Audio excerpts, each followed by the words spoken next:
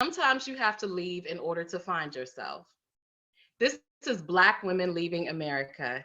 And we have another amazing host and guest. I don't know why I said host. Y'all, I'm fighting a cold right now, so y'all got to bear with me.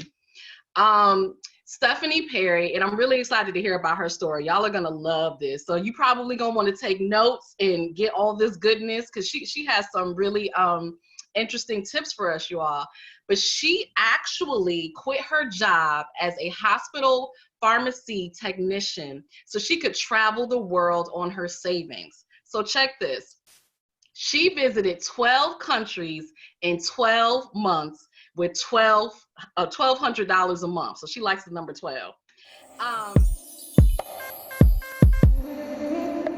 Hey, I'm Avalaura. And I'm Jessica. And this is Black Leave America podcast, where we highlight holistic wellness, travel, mental health, and self-care through traveling outside of America to reconnect and rediscover who you are. It's time for us to leave any condition that disrupts our peace. Black Women Leave America opens your eyes and explores new ways of living, but more importantly, new ways of being. Because sometimes you have to leave in order to find yourself. Number 12. And now she is a year-round house and pet sitter. So I'm really excited to have her here so she could tell us all about how she's doing this and on $1,200 a month, so y'all understand that traveling does not have to be expensive. So please join me in welcoming Stephanie Perry. How are you today? Thank you. Hi, I'm great. I'm so excited to be talking with y'all today. Yes, we definitely are too. We have so many questions. But before we get started, why don't you just tell our audience a little bit about yourself? I'm from Delaware. We're neighbors, I think, right? Yes, not too far. I'm in Maryland. I'm from Delaware. I was a hospital pharmacy technician, like you said. I loved traveling, but it was always just something that I could only do on vacation. You know, I had my 10 days of vacation every year, maybe 15 days. And that was it. One day I went on a trip to Brazil for my birthday and I met some people who were there for a long time. And I was like, how can you afford this? We're staying at the same place. I know you're not rich. And they told me, you know, I quit my job. I'm traveling. When I run out of money, I'm going to go back home and get my job back. And immediately I was like, okay, me too. Immediately. And that's when I was introduced to the idea that you can travel on a budget and you don't have to have a trust fund. You don't have to be independently wealthy. Because I didn't really realize how much of the world was so inexpensive. Once I was introduced to that idea, I just started finding ways to travel and work, whether that meant coming back home and actually going back and getting my job back, which I did, or now making money as I go so that I can keep on keeping on. So what if somebody's like, look, I just can't go and come back and get my job when I feel like it. And, you know, like my job doesn't work like that. So I either need to go and have the money or I need to find some other way, you know, to maintain that lifestyle. Like what would you suggest for them? I met so many people who were making money as they go that I started trying to figure out, you know, how do you do this? Because so much of the world can be like the $1,200 per month that I've been traveling on and did travel on, you can live nicely in so much of the world. And that $1,200 a month, you know, $300 a week, you can make that online. Being a native English speaker means that you have a skill that a lot of the world wants. So you can tutor people in English online. You can go actually walk into restaurants in a lot of the world and offer free or offer lessons for money, restaurants and hotels, especially in up and coming tourist areas. And so you don't have to feel like so just because you have the security of knowing that your job will take you back, which it has, doesn't mean that you can't go. Because more than likely, once you go, you're probably not going to want that job back anyway. So talk about that, because I think it's so interesting. You had what we call a light bulb moment or an epiphany when you met the other tourists. But what was it about you that just said, you know what, I want to leave and I'm not coming back? I think it was just a pull. I just wanted to see a lot of the world. I knew that the idea of waiting for retirement to live just seemed backwards. It just seemed like it was a setup. It was a scam. It was just designed to make you work yourself until your body was broken down and then try to enjoy life. No way, no way. That's not for me. My parents, my dad retired pretty young, but my mom retired at the standard age 65. I think she was 65. And then we took a nice vacation, and she was, she could get around, but she had aches and pains. And I'm like, wait a minute. She worked all this time to be able to enjoy herself. And now she's supposed to do all that living, all that 50 years of work that she did. Now she's supposed to make up for that by having fun. Well, she's tired, and every time we sit down, she nods off and falls asleep, and. So I was like, there's got to be another way. And thankfully, thanks to the internet, there was enough people sharing information about how they were traveling on a budget, and I just knew that this was going to change everything for me. I'm glad that you said that, because one of the things that we want people to get from this podcast is really to analyze how they think. And how we limit ourselves in our own lives just by how we think, not by something somebody said to us or, but our own way of viewing the world. And I love that you said that, like, wait a minute, like, why do I have to wait till retirement to travel and live? Why can't I live my life right now? That's right. Yeah. Light bulb moment. It seems like a lot of our lives get kind of like dictated to us, I think. And all it takes is for you to say, wait a minute, why do I think this? Why am I on this path? How did I get here? And once you start asking a couple of questions, you're off down the rabbit hole. That's right. That's but exactly. But I think we also kind of hear it over and over again, so we just kind of believe it and we go with it, right? So it gets to a point where you're like, wait a minute, why am I believing this? And what if that's not true? Let me go find out. Yeah. So when you left, like, what were some of the differences that you noticed for yourself, your quality of life? What were some of the differences in, the different countries that you were living in? I've never been a real, I guess like a workaholic. I've never would have described myself as that, but I did realize how much emphasis we put in the United States on your work. You are your job, basically. You are your career. You are your education, and nothing else. And in so much of the rest of the world, nobody cares what you do. Nobody ever asks me, what do I do for a living? Ever. They don't care. They want to know where else have you been? What else have you seen in the world?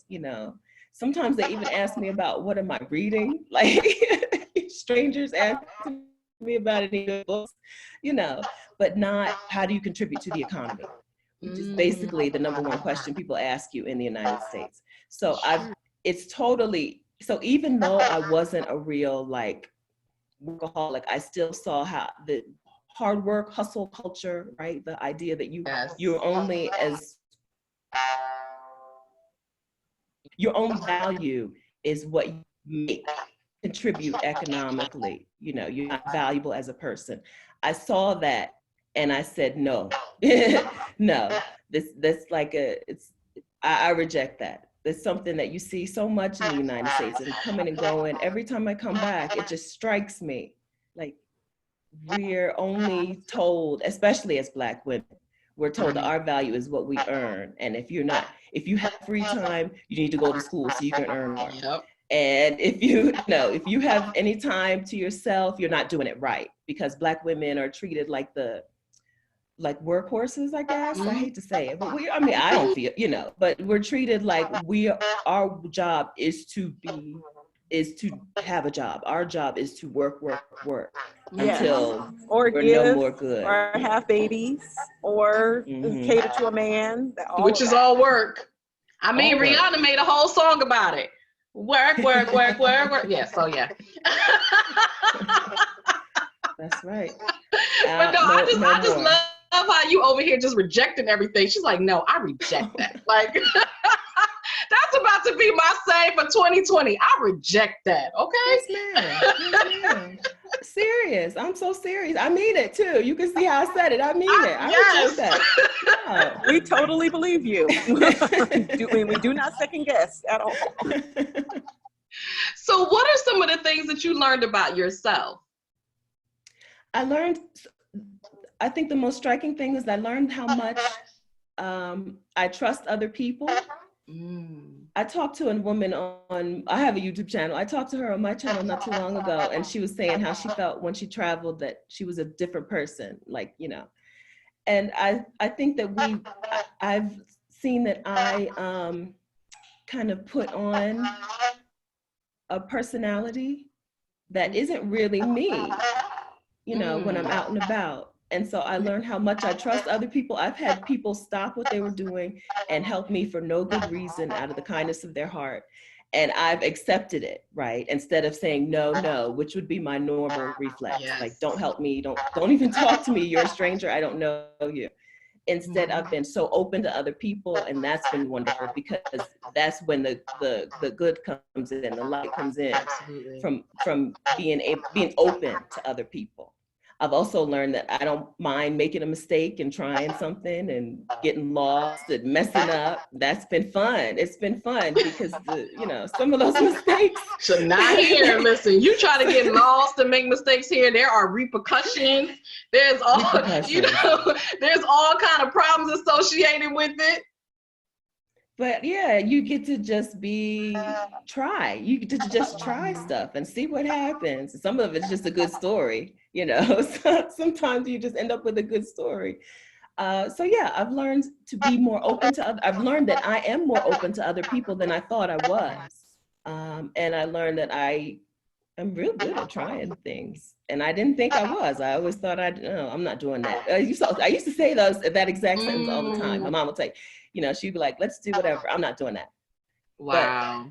But I learned once I got out of, changed my environment, that, hey, I can do it. I can try. We'll see. So is it something that, do you think that you really didn't know who you were until you left? Yes. And I know that sounds kind of strange, I think. No, it doesn't. This is a current theme that we're hearing through all of our interviews. Okay. It's current. Okay, good. That makes me feel better, because I didn't leave like looking for myself. I didn't leave like on some journey on Eat, Pray, Love, trying to find myself. I felt like I thought I knew myself. Yeah. But I have learned who I really am underneath all that other stuff that other people have put on me. You get to take off layers and layers. And so, yeah, I do feel like, at least I know who I am today. I know this person, and I'm not the same person who in 2014 was on the edge of the bed, like, ugh, I can't, I don't want to go to work. I'm mad I woke up, mad I even woke up this morning because I don't like the life that I'm circulating in. But I didn't realize that was the problem. I thought it was just the job, right? Or just the money, or just, the no children. That was my thing. But it wasn't that. It was, I had built an entire life that I didn't want. Yeah, that's powerful. I hope you all really got that. And I hear that so much with so many of my clients. And that was even my reality back in 2005 now. When I was in the social work field, it's like, what am I doing? I'm not making an impact. I'm miserable. I feel stuck. Like, why am I here? So I totally get that. And now I feel like this just lightness and this freedom and that you just possess. So I think that is so awesome. So we're going to take a quick commercial break and talk more about that when we return. Welcome back, you all. And so we're just talking to Miss Stephanie, and she's just embracing her new life. And so now, I really want to find out. I know all of our viewers and all of our listeners do. I want to find out, like, how did you become a house sitter? Like, what is that all about? I love being a house sitter. I feel like it is the world's greatest life hack. It's not just a travel hack. I feel like a genius. I stay in people's homes while they travel. I take care of their homes, take care of their pets while they're away, water their plants. I haven't paid for a place to stay full time in 4 years, I guess. Wow. I just was poking around the internet, like, how do I keep traveling? So I traveled for those first 12 months on savings. I went back home, went back to work. I was like, okay, for this, how do I keep traveling without having money? I don't have a trust. And I post about sitting. I found a woman later, just a couple months ago on Twitter, and I thanked her. I was like, you changed my life. But I just stumbled onto house sitting. She told me where to find house sits and everything. And it just took off. So I house sit through mostly a service, but I also do word of mouth house sits. I've house sat on 4 continents. Wow. And yeah, and I recommend it. I recommend it. Even if you don't travel full time, even if you're just talking about taking a few vacations out of the year, house sitting is an amazing way to get free accommodation anywhere in the world, literally. Can you provide us with the names of some of the organizations or the agencies that you've worked with? Yes. So Trusted House Sitters is the largest. Trusted House Sitters, House Carers, and then there are small house sitting services that are just country specific. So like here in Mexico, there's House Sit in Mexico. I'm in San Miguel de Allende, Mexico right now. And there's a smaller agency called House Sit in Mexico.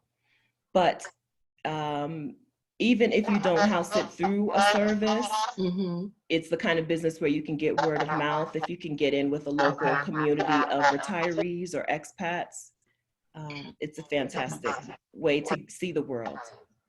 Now, I'm assuming, are these people vetted? And like, what happens if you don't like the house that you're at? I mean, does that happen? No, not to me, because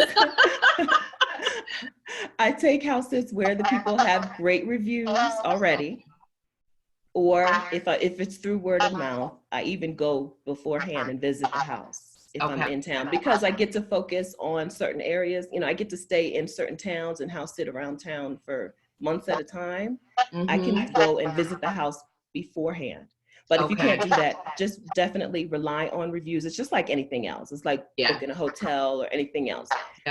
Don't skip the reviews. They're crucial. And then I talk to the people beforehand. We usually do a video call. And we get clear on what they expect from me while I'm there and what they're offering me. And they give me a little info on the area if it's new to me. Yeah, so I haven't had bad experiences. I wouldn't keep doing it if it wasn't wonderful. No, I mean, that sounds amazing. So do you like plan out, like, I want to go to South Africa, so let me find a place that I can house sit there? Or do you kind of just go where the opportunities open up? Both. So I really like this part of Mexico. So I plan to come here, and then once I got the first month booked, once I got here, everything else fell into place. I've been here this time since October. So it'll be 4 months total. And I only got here with 1 month booked. Wow. After February, I'm wide open. And so I'm just waiting for something awesome to pop up anywhere. And I'm sure I'd like to go to Scotland, I think, for the spring. So yeah, I'm just waiting for something good to pop up. Wow. So do most of these people, are they English speaking, or, do you have to learn the language, or do they, how does that work? Most of my clients have been English speaking, even if they're not. A lot of them are Americans or Canadians who are retired and live in other places. But even if they're not, a lot of them are, or they're just English speaking, they have English as a second language. I house sat for a family in the Netherlands, so I haven't had any language barrier problems, but I probably just wouldn't book those house sits if I felt like it was going to be a problem. Yeah. But being an English speaker means that so much of the world can communicate with you.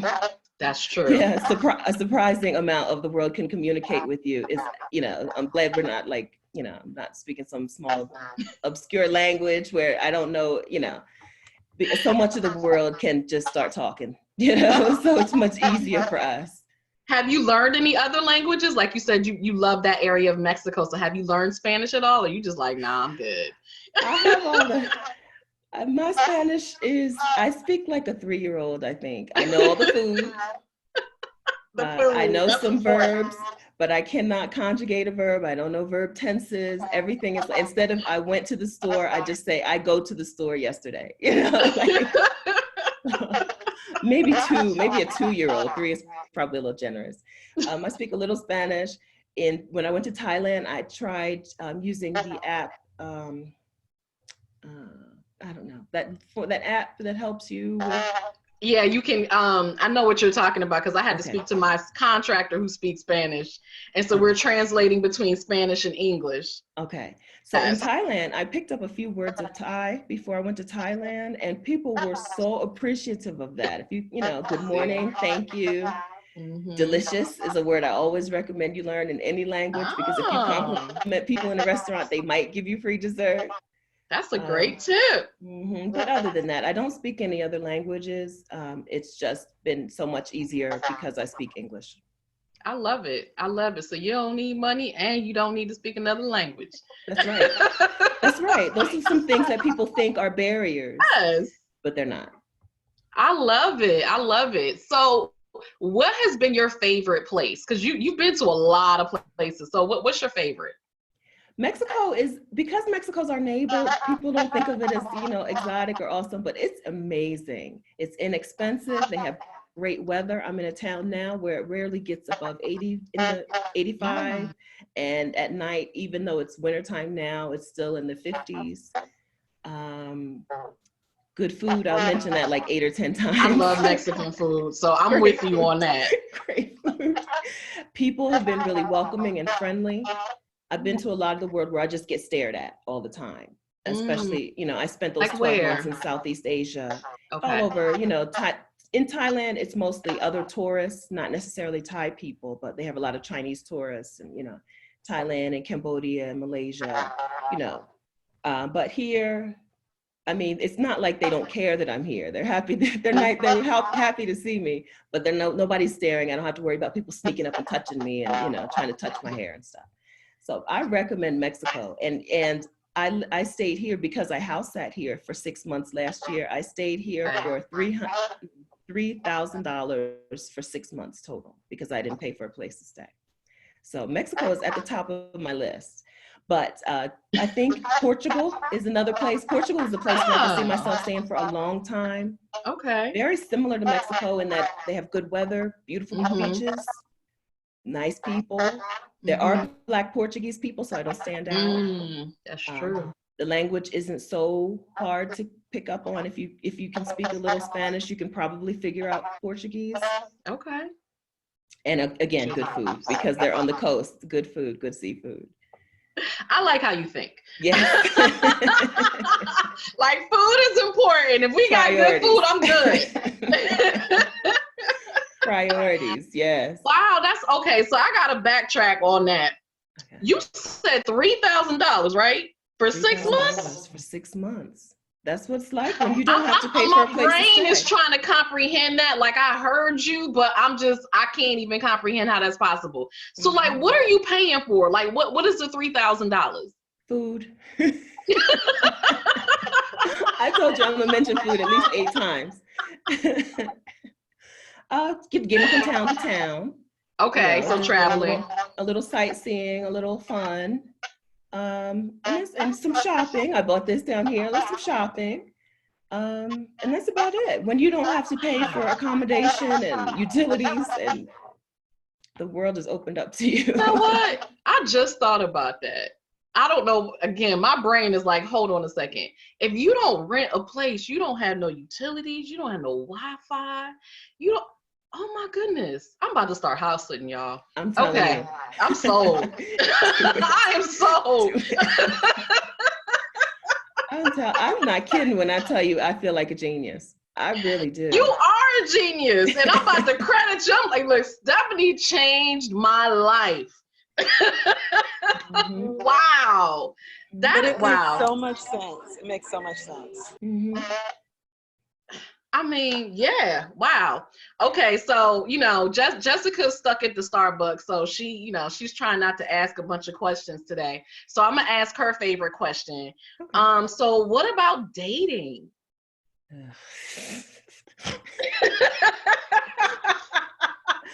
All right. What are the men like in Mexico? Okay, the food is good, but we want to know if everything else is good. You know what I mean? So I haven't done any dating in Mexico. The only real attention, so I've Tindered all over the world. I've Tindered in a lot of the world, but I have not Tindered here. Why? I don't know. I guess I just got burnt out with it, because, men are men everywhere. There's no like magical place. A lot of women ask you because they want to know like, where's the magical place where I can go and, meet a man who's going to treat me great. And I'm like, ugh, they're the same all over. I'm sorry to tell you. But I do get attention from men around here who are a little older than me, and maybe a little older than I would want to date. Like sugar daddy age. Like, yes, I guess like caballeros. So because I'm in a kind of a small town, I house it in San Miguel and in another town called Chapala, where men like literally ride horses. They're literally caballeros, literally cowboys. And they're riding horses around town, and they'll stop and ask me on a date and stuff. So in Mexico, I don't have good information. One of my friends did come down here, and her Tinder was popping. Like she came from New York City, and the men were all over her. So it could be a good place to date. I just haven't done it down here. Okay. What about everywhere else? Is there any place that you had some good experience dating? Because you done Tindered everywhere, so. Yeah. So when I was in Southeast Asia, there were a lot of other tourists passing through, and it was very easy to date there.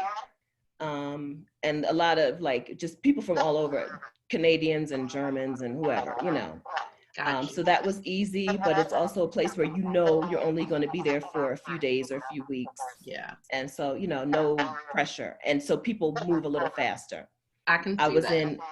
I was in Australia for a couple of months, and it was terrible.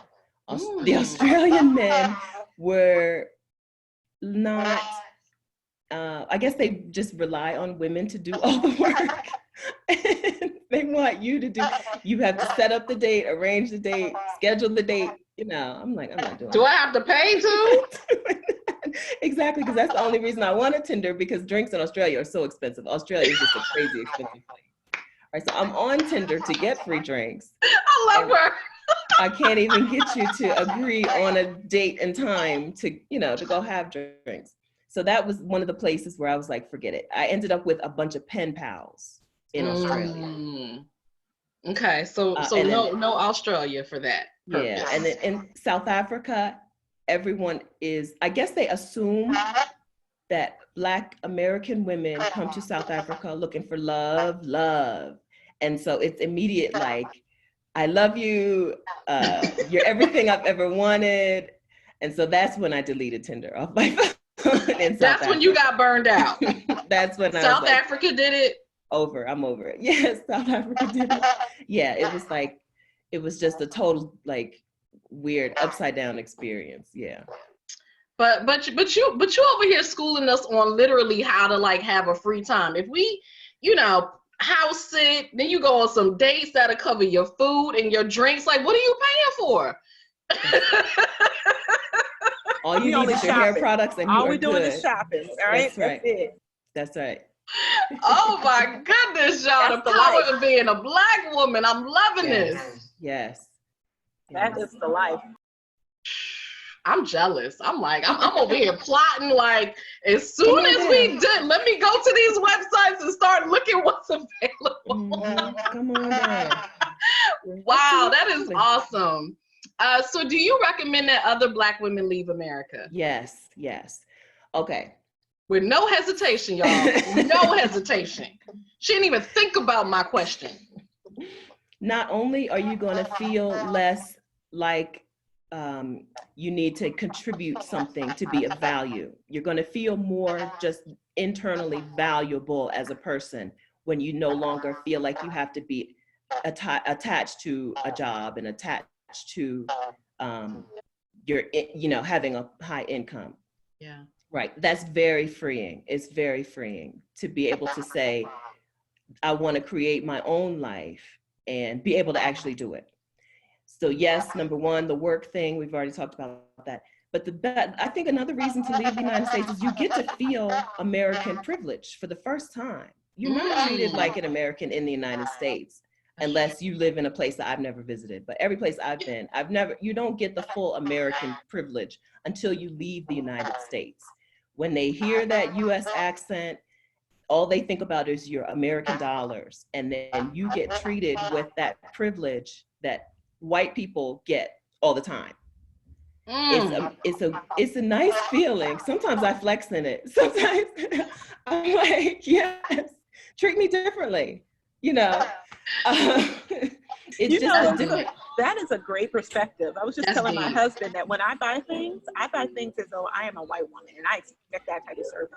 Like I always say, what would you do if I were white, and treat me that way? Like, because I've had the difficulties of having to navigate being a Black woman. I'm like, no, I'm not accepting any more service unless it is given a par, right? And if you don't give me the service, I'm asking for a discount, just like they do. Mm-hmm. Yes. In so much of the world, it even surprises me, looking like I look, that the first reaction that people have is there's an American. Yeah, but they do. They see it immediately, they know immediately, and you get that treatment immediately. Now, for better or for worse, when I first started traveling like this, Barack Obama was president and everybody liked us. And things are a little different now, especially down here in Mexico. I had a 10-year-old tell me off at McDonald's just a few weeks ago in Spanish about the current US president. So that's when it's good not to know the language. I'm a Black woman, it's not my fault. But yeah, he let me have it. He did. But when Obama was president, all good. But even still, you get to see what that kind of treatment feels like just on a daily basis, because people really do just see you as an American. It's strange even to me, but it feels good for a time. Yeah, I'm glad you said that, because that just makes me think of, places where I've traveled, and that's true. That is where I felt my privilege come out. I remember when I was in just little stuff, like when I was in Nigeria and they tried to charge me for the bathrooms. I was like, I don't pay for bathrooms. I'm American. What are you talking about? Go, just go. Because I was about to just have a fit. Like, you trying to charge me to use a bathroom? Are you crazy? Just go, ma'am. Go.